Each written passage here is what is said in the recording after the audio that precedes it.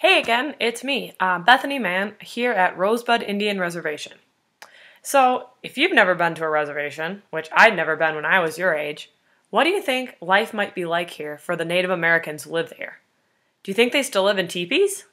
Do they hunt buffalo? Do they wear feathers? If you answered yes to all those questions, you are very wrong.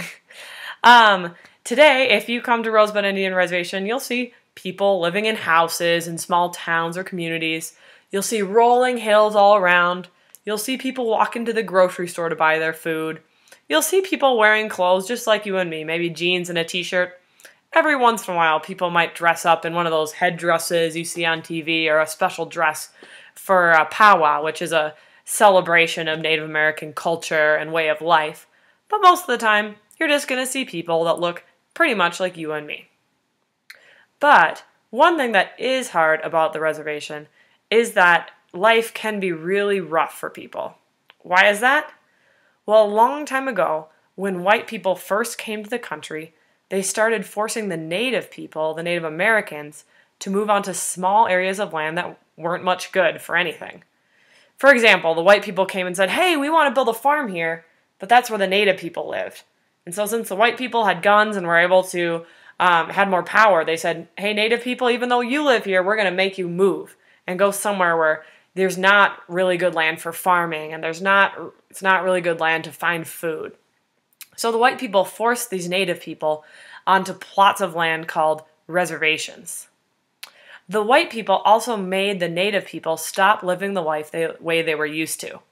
Besides, there wasn't enough room on the small pieces of land for them to get enough food their old ways. So native people had to stop hunting buffalo. They often stopped gathering the food that they used to. They stopped going on hunts for deer or other animals, and they started living in houses in these small communities, having lost their way of life and also having lost a way to support themselves. These small pieces of land, as I said before, just weren't good for anything. You couldn't really farm, you couldn't really hunt, and there really wasn't enough land to go around. So starting then, a lot of native people were poor, and they had to rely on the government to give them food and clothes. And it's the same way today. Have you ever been hungry? Imagine being a kid here and being hungry for a whole week, waiting for your mom and dad to get enough money for food again to put in the fridge. Have you ever been lonely? Imagine having your mom or your dad leave you, and you have to move in with your grandma or your auntie for the rest of your life. Have you ever been sad? A lot of kids here don't know Jesus, and they're sad because they don't know what it means to give their life to Him.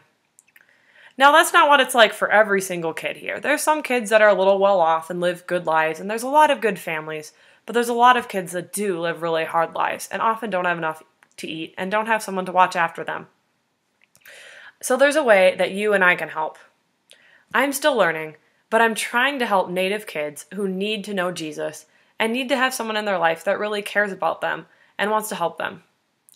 So what you can do is raise money this week by raising money for Bibles, kids' club supplies, crafts, and snacks, and money to help me take kids that are having a tough time on trips to help them out and talk. You can help these kids hear about Jesus and learn what it means to live life for Him. So thanks so much for your help, and I'll tell you more tomorrow. Bye.